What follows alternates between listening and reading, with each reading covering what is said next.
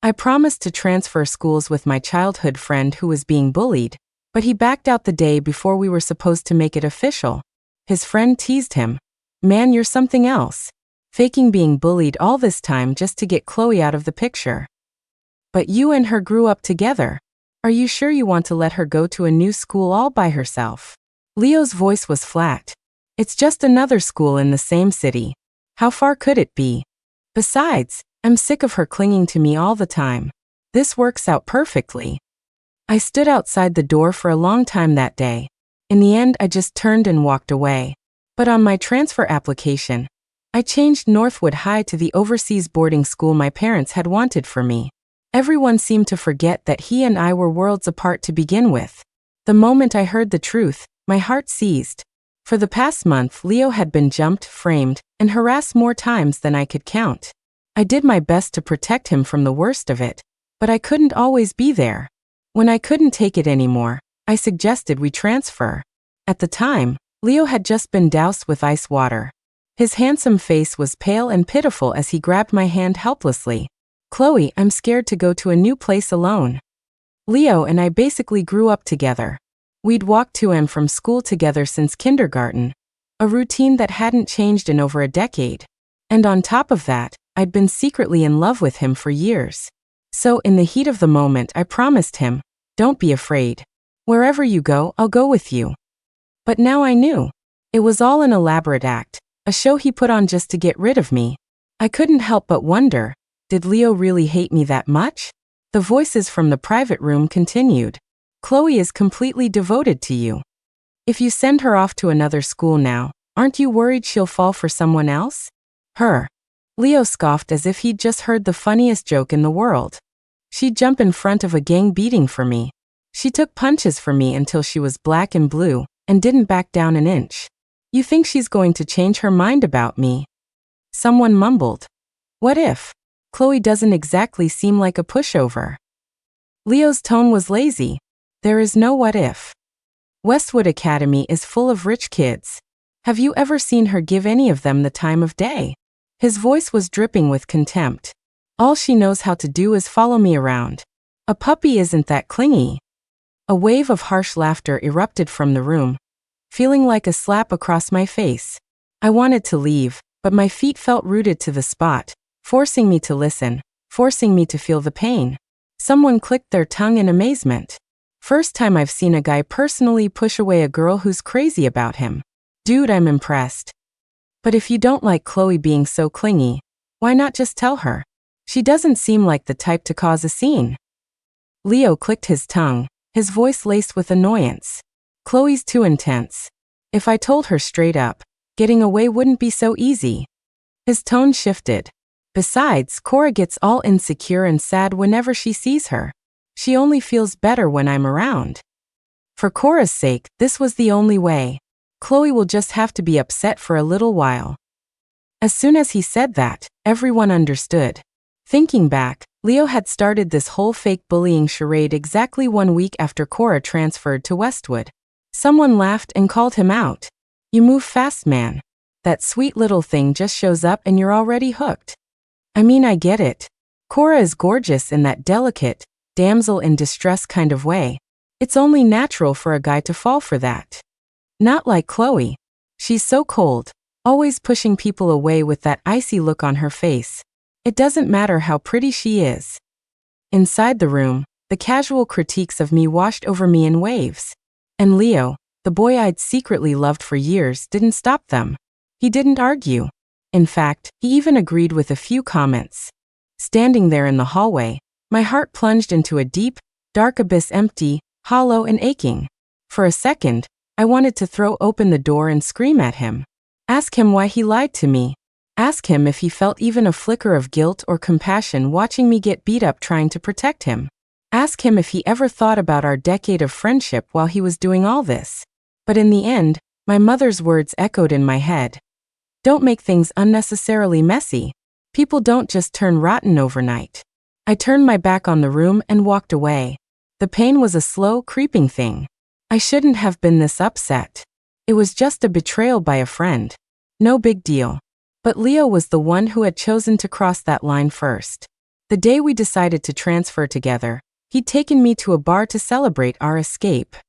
The dim, intimate lighting swirled around us, and as I looked at the boy I'd loved for so long, I felt a little dazed. So when he leaned in to kiss me, I didn't pull away. Years of suppressed feelings bloomed in an instant. Overwhelmed, I couldn't stop myself from asking, "Leo, what are we now?" He kissed my forehead tenderly. "Silly girl, what else would we be?"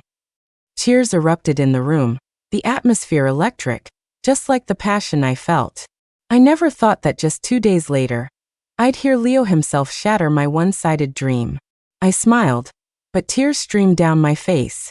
So that vague, non-answer of his, that was just another lie to get me out of the picture for Cora, wasn't it? The wind chime in my bedroom tinkled softly, drying my tears one by one. My broken heart began to piece itself back together. Leo had it all wrong. He was just the illegitimate son of the Song family. I was the sole heiress of the Zhu family. We really shouldn't be so close. Because we weren't a match. My tears had bled into the transfer application in my hands, smudging the ink into an ugly mess. But it didn't matter. This one was ruined, I'd just get a clean one. The Zhu family never lacked for backup plans. I printed a new form. But when I got to the line for the destination school, I called my mother. "Mom, you know how you said you wanted me to study abroad? Which high school was that again?" "Yes, I'll go alone." The wind chime in my room sang a clear, sweet melody, as if celebrating for me. I closed my eyes, and this time, it wasn't Leo's face I saw. It was a man who looked a bit like Leo but was far more handsome and striking.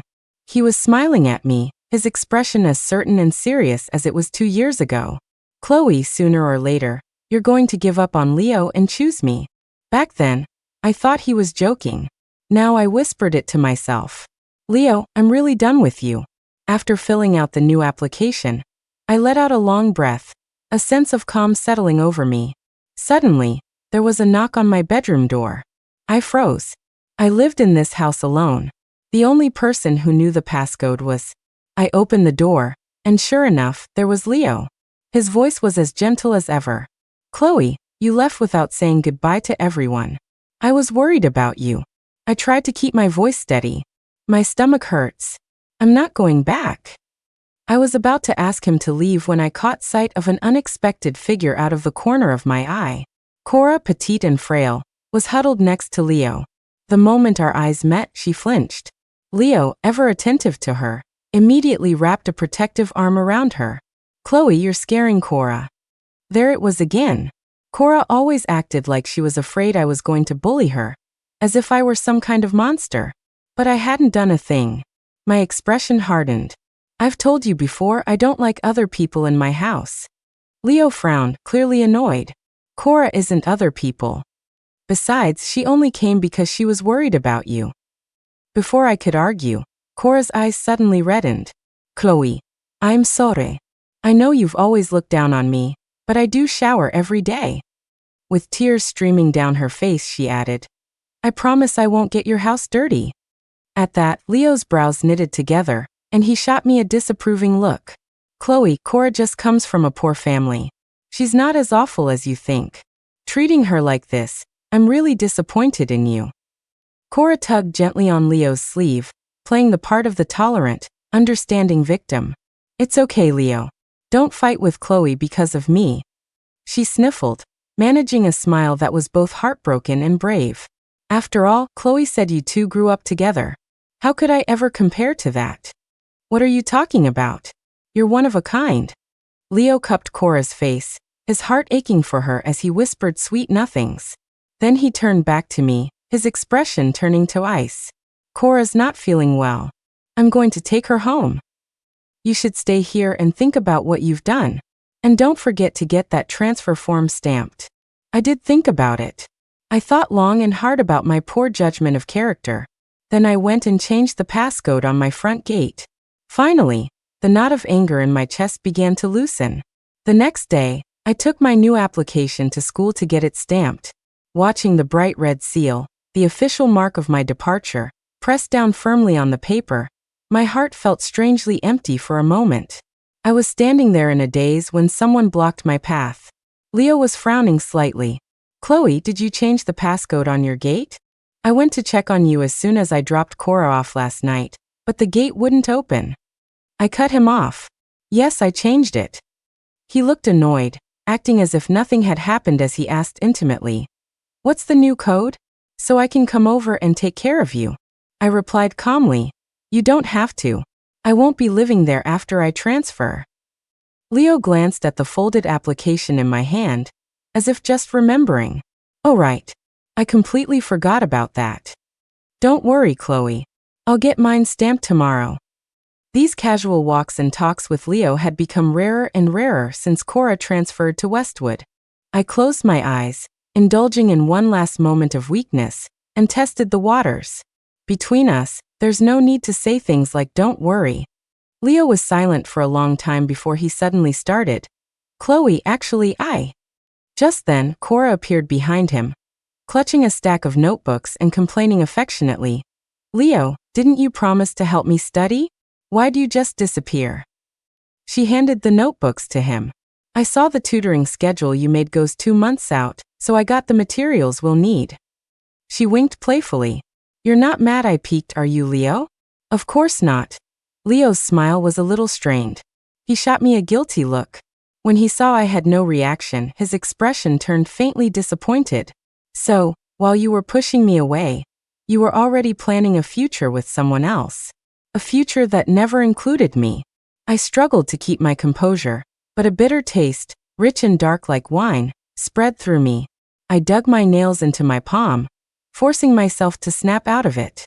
You two talk. I'm leaving. Cora acted as if she'd just noticed me, jumping back in exaggerated fright. Chloe. Are you upset because Leo is studying with me? My family doesn't have much money. I don't have the same resources as you. As she spoke, she started sobbing again. I had no desire to play along with her act. Move, I said coldly. The flicker of guilt in Leo's eyes vanished. He grabbed my wrist, his voice sharp with anger. Chloe, what kind of tone is that? He dragged me in front of Cora and yelled, apologize to her. The last sanctuary in my heart crumbled into dust. This time, I didn't hesitate. I raised my hand and slapped him hard across the face. Leo, the only one who needs to apologize here is you. Not to Cora. To me. I started packing up everything Leo had given me over the last 10 years. This necklace was his gift for my 18th birthday. A week after I wore it to school, I saw an identical one around Cora's neck. She'd said shyly, Leo said whatever other girls have, I'll have too. The limited edition teddy bear was gone, only its box remained. Leo had taken it, saying he liked the perfume I'd sprayed on it. The next day, I saw it sitting on Cora's desk. Then there were the heels from my coming-of-age party, the deep blue aromatherapy diffuser. All the things I thought were special, one-of-a-kind gifts, had been freely given to someone else by Leo. Actually, it wasn't even equal. I thought about the way Leo doted on Cora, the way he defended her no matter what. A sarcastic smile touched my lips. If that was the case, then there was no reason for any of these things to exist. I booked a flight for the next day, planning to spend my last night in peace. But at 2 a.m, a phone call woke me up. I groggily answered it. The other end was silent. Just as I was about to hang up, I heard Leo's voice. Chloe, I'm sorry. My mind snapped awake. If he was finally going to tell me the truth. Leo's voice was heavy. Cora tried to kill herself. I can't leave her alone right now, so I'll deal with the transfer application in a little while. The hope that had soared in my chest crashed to the ground, shattered and pathetic. I suddenly wanted to ask him, what about all the pain I went through for your fake bullying scheme? What was all that for? Leo's voice continued, just apologize. I thought I'd misheard him. What did you say? His voice was firm. Chloe, you really need to apologize to Cora. Can you honestly say her suicide attempt had nothing to do with you? I was speechless, because I suddenly understood that as long as Cora was in the picture, every word I said would be wrong. Leo spoke again, his voice like ice. Chloe, you are such a disappointment. If you just apologize, I can pretend none of this ever happened, and I'll join you at the new school in 2 months. Are you really going to be this stubborn? Are you going to throw away all our years of friendship? I heard the threat in his words. But there was no trace of resentment or sadness left in me, only exhaustion. I hung up, blocked his number, and deleted his contact. I couldn't wait for my flight tomorrow. The foreign scenery was a breath of fresh air. Someone took my suitcase. I looked up and met the eyes of the legitimate heir of the Song family. Chloe.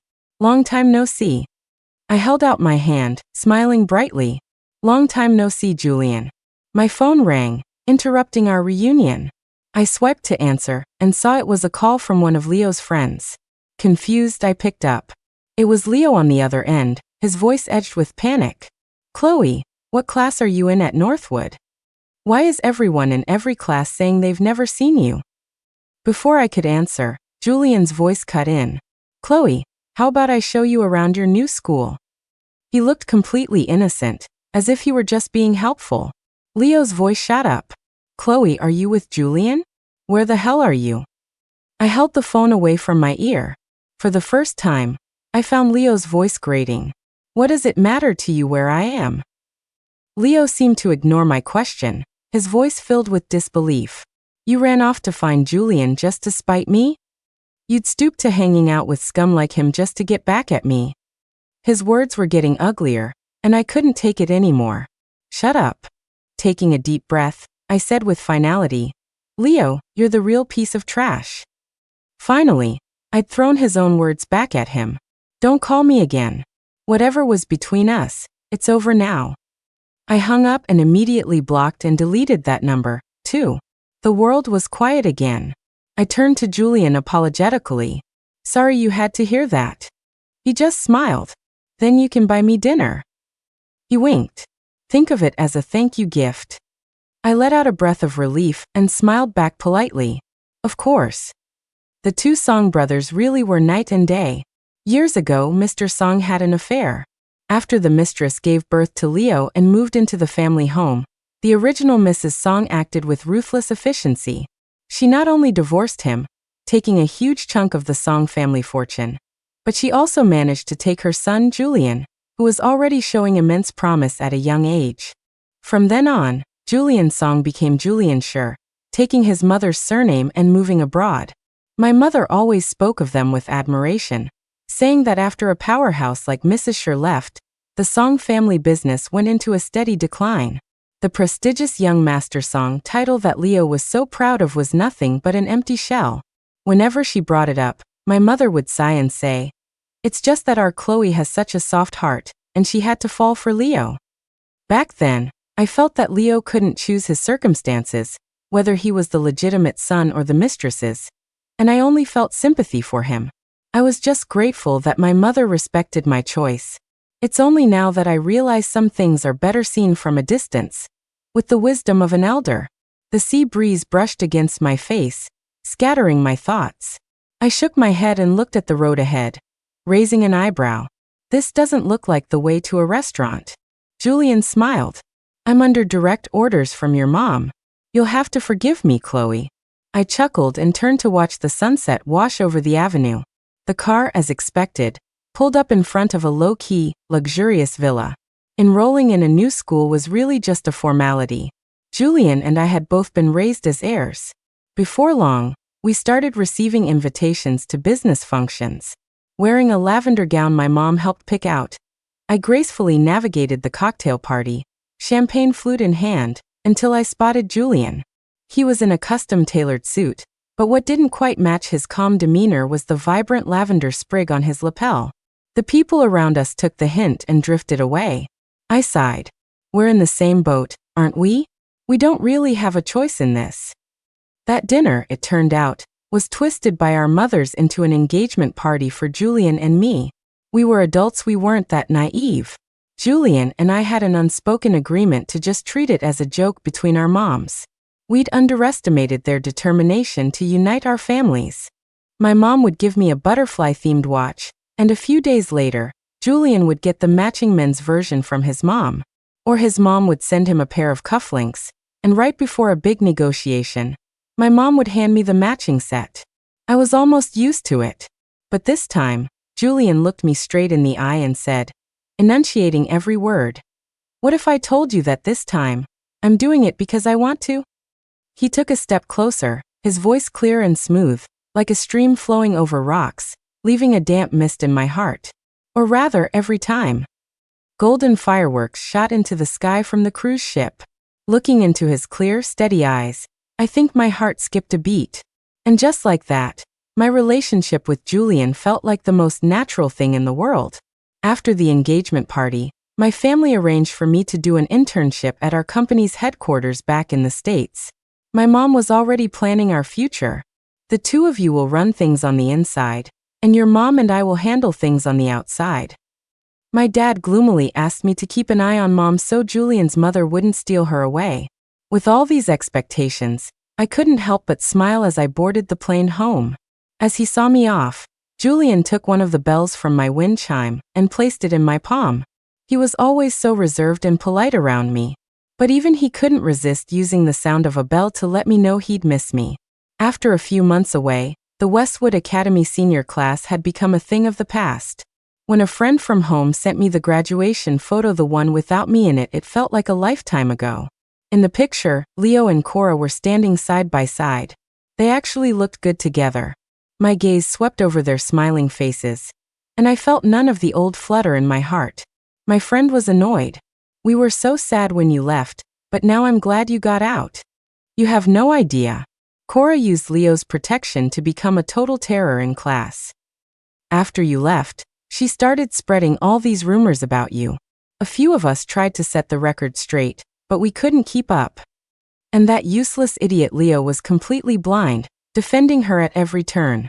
I mean, I get it if other people don't know the whole story, but you two were friends for over a decade. How could he just help her spread lies? I sighed and typed back, "I'm pretty sure Leo was convinced I was the bad guy." I frowned slightly. I remember Cora being too scared to act out like that before. My friend, seizing the chance to vent, sent me 5 or 6 screenshots. "Here, see for yourself." They were all from Cora's social media feed. The first one, "Thank goodness for you. My prom night wasn't a total disaster like it would have been for a normal person." 2 photos were attached. One showed Leo kneeling, carefully putting a high heel on her foot. The other looked like a group photo with classmates, but in the corner, you could accidentally see a shot of me sweaty and exhausted. I thought back. Oh right. That was the night I was in charge of running the event for the student council. She must have gone to a lot of trouble to capture such a flattering picture of me. The second one. He asked me to forgive him for not being able to do more. Next time he promised he'd get me a new bear. My boy, I'd never blame you for what arrogant people do. The photo was of a familiar-looking limited edition teddy bear, without its special gift box. The third one. His self-control is his best quality. My boy, after finals, don't make me fall asleep to just the scent of you anymore. The photo was a corner shot of a deep blue aromatherapy diffuser. Speechless, I quickly scrolled past them until I reached the last one. My finger froze. The caption was, "I'm all yours now." And the picture was a blood-stained bedsheet. A new message from my friend popped up. She was always subtly putting you down on her feed, trying to paint you as the third wheel, and making it seem like she and Leo had this secret thing going on the whole time. Joke's on her, you didn't even care, ha ha. I smiled. It wasn't entirely fake. Leo just wanted to enjoy the affection of both me and Cora at the same time. After graduation, she straight up drugged him. My heart skipped a beat. She went that far. My friend's tone was indignant. Yeah, the whole thing blew up. Everyone knows about it. Once their relationship was official, Cora got really arrogant. But seriously, posting a picture of the bedsheets is so trashy. I bet Leo regrets it big time. I reassured her. Thanks for sticking up for me. Don't worry, if anything like that happens again, I'll just get my lawyers involved. We chatted for a bit longer, and her last message was, "As long as you're really over it. Leo isn't worth it." I paused, then typed back, "Yeah." It was true. I felt nothing at all. Leo, the boy I had once loved so sincerely, was now just a piece of gossip. Time really is the best medicine. The company headquarters was in my hometown, so I drove straight to my house to pick up some files. My mom had bought me a small villa with a garden, so I'd be comfortable. I pushed open the main gate, but I jumped when I went to unlock the front door. There was someone sitting in the shadows of the porch. He turned his head, and I was met with a pair of bloodshot eyes. I frowned. Leo, how did you get in here? Then I noticed his bruised knees and my frown deepened. Did you climb the gate to get onto my property? What do you want? The silent figure just stared at me, then said abruptly, Chloe, you've gotten thinner. I had no idea what he was trying to accomplish with this bizarre small talk, and turned to leave. He suddenly lunged forward and grabbed me, his grip so tight it felt like he wanted to crush my arm. Luckily, the self-defense training I'd received wasn't just for show. I broke his hold and flung him off, wiping my arm with a feeling of disgust. Get a hold of yourself, Leo. He let out a low, humorless laugh. You're telling me to get a hold of myself? Chloe, you and Julian must have done everything over there. What right do you have to tell me to have some self-respect? He sounded like he was at his breaking point, his voice rising to a near scream. Do you have any idea what you put me through? I was going crazy looking for you back here. I slapped him across the face without a shred of mercy. Watch your mouth. Seeing that he wasn't going to give up, I took a moment, then said calmly, Isn't my going abroad what you wanted all along? You faked being bullied so I would suffer for you. What? You're not happy now that you got what you wanted? The color drained from Leo's face instantly. His eyes went wide, his pale lips trembling. You knew. Chloe, I can explain. I shrugged. But I'm not interested in hearing it. I stepped closer, and with a touch of malice, I fixed my gaze on Cora, who had suddenly appeared outside the gate. I kept my voice low, but loud enough for both of them to hear. You posted a picture of a bloody bedsheet. How do you have the nerve to keep harassing me? Leo, you're truly pathetic. I turned, walked into my house, and called the security guards who lived nearby to remove him. As I passed the window, I heard a furious shout.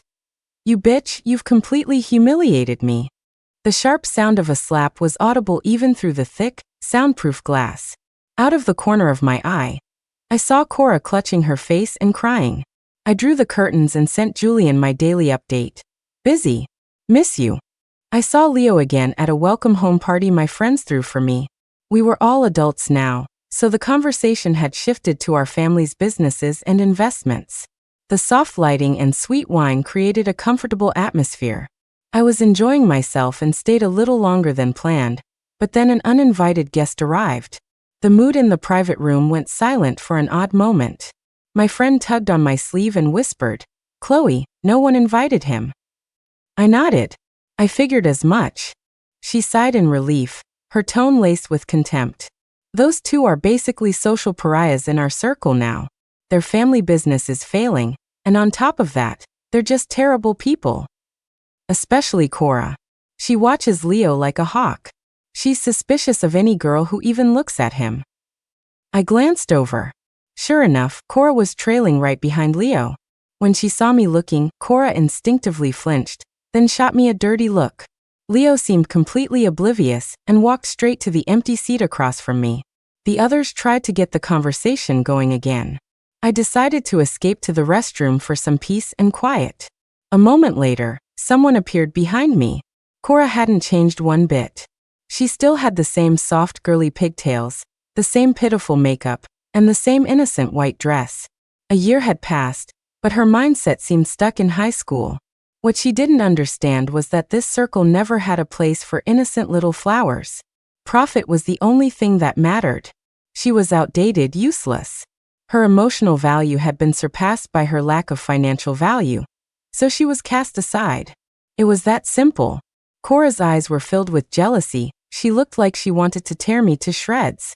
Chloe, you must be so proud, watching Leo be so devoted to you. I looked at her reflection in the mirror, speechless. If shedding a few tears and whining a little counted as devotion, then Cora's idea of love was pretty twisted. Cora's expression shifted as a thought crossed her mind, and she suddenly looked smug. But I bet you don't know. Your transferring in high school was all a setup by Leo. He did it because he couldn't stand seeing me get upset whenever you were around. He wasn't being bullied at all. But you took all those hits for him, ha ha ha ha. I remained calm. Because honestly, it didn't matter. That's right. It didn't matter. Leo and Cora would only become more and more distant from my life. And I was confident that I would leave them far behind me for the rest of my life. Cora stared at me, her eyes wide with fury. What is with your reaction? Why aren't you angry? What gives you the right to be so arrogant? What do you have to be so proud of? Just because you were born into a better family? What else do you have that I don't? You're a pathetic failure who can't even hold on to a man. She got more and more worked up, raising her arm to slap me, but someone grabbed her wrist midair and threw her aside. Julian stood in front of me, looking down at Cora on the floor. Regarding your slander and assault of my fiancé, I have recorded this as evidence and have already called the police. You can save whatever else you have to say for your time in a holding cell. I looked at the tall figure in front of me and couldn't help but smile. He had clearly dressed up to see me, wearing accessories and colors that matched my outfit. It was childish and kind of cute.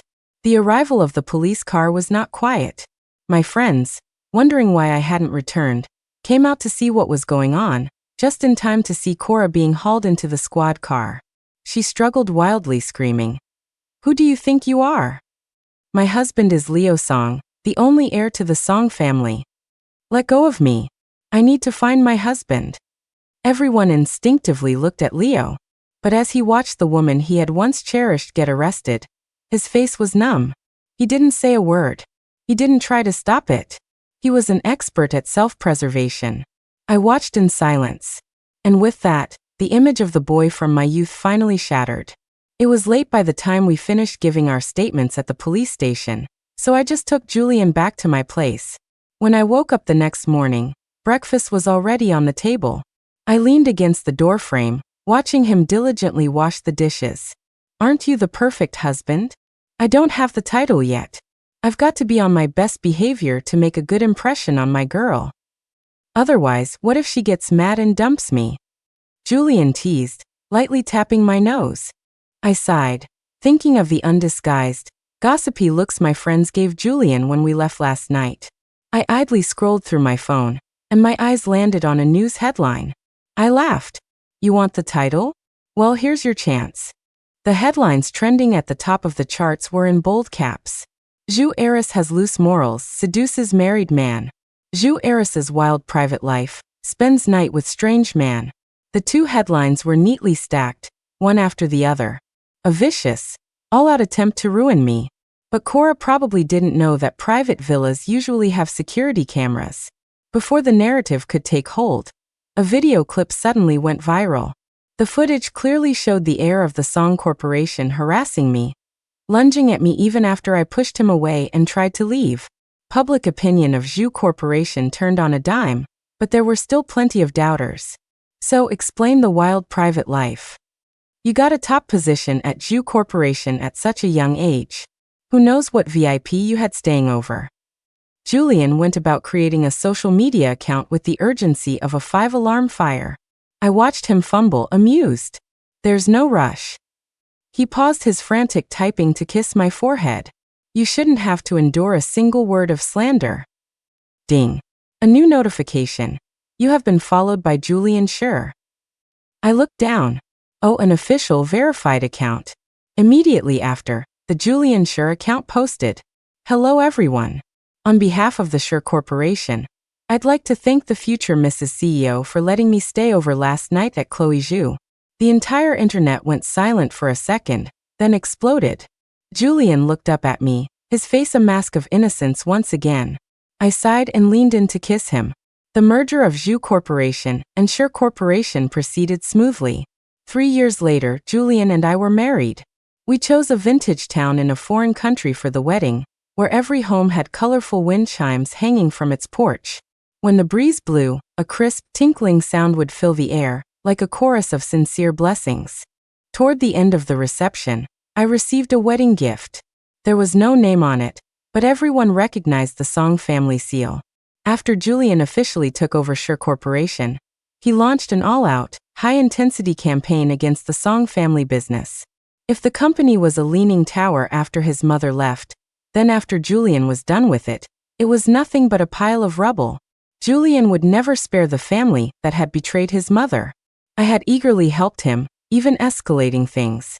The Song family name had long since vanished from our circle, because I would never spare the people who betrayed me, either. I was surprised to receive a congratulatory gift from Leo under these circumstances. When I opened the box, I found a dazzling purple diamond ring. A forgotten memory from when I was 18 suddenly resurfaced. It wasn't perfectly clear. It was after a practice exam, and I was helping Leo review his mistakes. At 18, he was my entire world.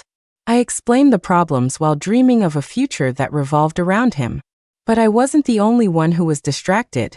Leo was gazing at me, his sincerity at that moment seemingly genuine. "Chloe, what kind of ring do you like?" The topic made both of us blush. I answered softly, "Purple diamonds." Leo's voice was just as soft. "Okay, I'll remember that." The sound of cicadas hummed in the summer air. In that moment, I thought of forever. His company is in shambles and he's sending purple diamonds? He must have scraped the bottom of the barrel for that. It was rare for Julian to be so sarcastic. I looked at him, all sour and jealous, and couldn't help but laugh. "Donate it for me." I tossed the ring to him carelessly, because at 16, a purple wind chime had come into my life long before any ring. Back then, a younger, more awkward Julian hadn't cared about my family's status. He was just visiting the country to help his mother with some business, and happened to see the girl next door when he went back to the Song family estate. He happened to overhear her mother say to her, "Our Chloe loves purple, doesn't she? That's wonderful. Purple is so elegant. It's my favorite color too." On a whim, Julian stayed for 2 extra days and had a purple wind chime sent over from abroad. In those 2 days, he watched the illegitimate son in his family deliberately injure his own arm to win the girl's sympathy. He also watched the girl's compassion and care for his so-called brother grow. A seed of jealousy grew wildly in Julian's heart. On the day he left, he impulsively knocked on the girl's door and gave her the wind chime. He couldn't even stop himself from saying something rude. 16-year-old Chloe just stood there, not angry at all. She just said softly, "Have a safe trip." And from then on, Chloe's life was full of joy, with not a single regret.